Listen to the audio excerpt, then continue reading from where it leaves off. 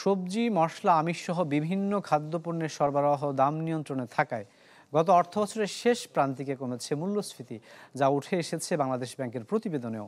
বিশেষজ্ঞরা বলছেন যে মূল্যস্ফীতি নিম্নমুখী রাখতে নীতি সুধার আর সংকোচনমূলক মুদ্রানীতির পাশাপাশি নজর দিতে হবে বাজার ব্যবস্থাপনায়।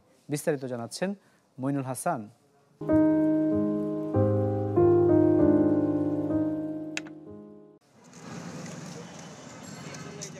দীর্ঘ ৩ বছরের বেশি সময় ধরে উচ্চ মূল্যস্ফীতির চাপে দেশের মানুষ। তবে সরকারের নানামুখী উদ্যোগে কয়েক মাসে নিম্নমুখী এই সূচক। সবশেষ জুনে যা নেমে এসেছে ৮.৫%। বাংলাদেশ ব্যাংকের প্রতিবেদন বলছে, সবশেষ অর্থ বছরের শেষ প্রান্তিকে সার্বিক গড় ছিল ৮.৯%, যেখানে আগের প্রান্তিকের চেয়ে ৫% পয়েন্ট বাড়ে জরুরি পণ্যে। আর কিছুটা কমে সার্বিক মূল্যস্ফীতিতে খাদ্যপণ্যের অবদান ছিল অর্ধেকের নিচে।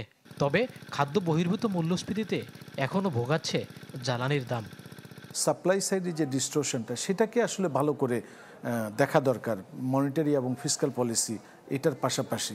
তো সেটা যদি করতে পারি তাহলেই কিন্তু আসলে ইনফ্লেশনটা একটা কাঙ্ক্ষিত জায়গায় যাওয়ার যে প্রবণতা, অর্থাৎ এটার নিম্নমুখী যে প্রবণতা, সেটা কিন্তু অব্যাহত থাকবে। ৩-৪ বছর ধরে আমার মজুরি কিন্তু পাল্লা দিয়ে মূল্যস্ফীতির সাথে পারছে না।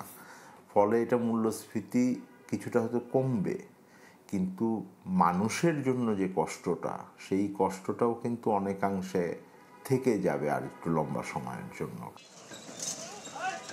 এই সময়ে সবজি ও মশলা জাতীয় পণ্যের উপর ভর করে কমেছে খাদ্য মূল্যস্ফীতির হারও। তবে খাদ্য মূল্যস্ফীতিতে ডাল ও শস্য জাতীয় পণ্যের অবদান ছিল 40% ওপরে, আর আমিষ জাতীয় পণ্যের অবদান প্রায় 1/3, যেখানে চালের মূল্য বৃদ্ধির স্পষ্ট ছাপ উঠে আসে প্রতিবেদনে।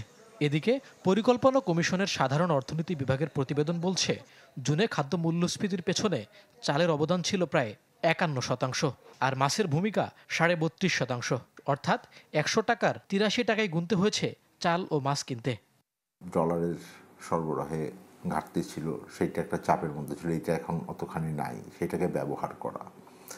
দ্বিতীয় যেটা আছে সেটা হলো যে আমার কোনো না কোনোভাবে আমার বিনিয়োগ, কর্মসংস্থান, মানুষের আয়কে ধরে রাখতে হবে এই জিনিসটা সামাল দেওয়ার জন্য। আমাদের দরিদ্র মানুষ যারা আছে, তাদের যে জীবনযাত্রার সাথে যে কস্ট অফ লিভিংয়ের সাথে যেটা জড়িত, সেটি যদি পাশাপাশি করা হয়, তাহলে আমি মনে করি যে ইনফ্লেশনটাকে বোঝার জন্য আরেকটু সহজ হবে।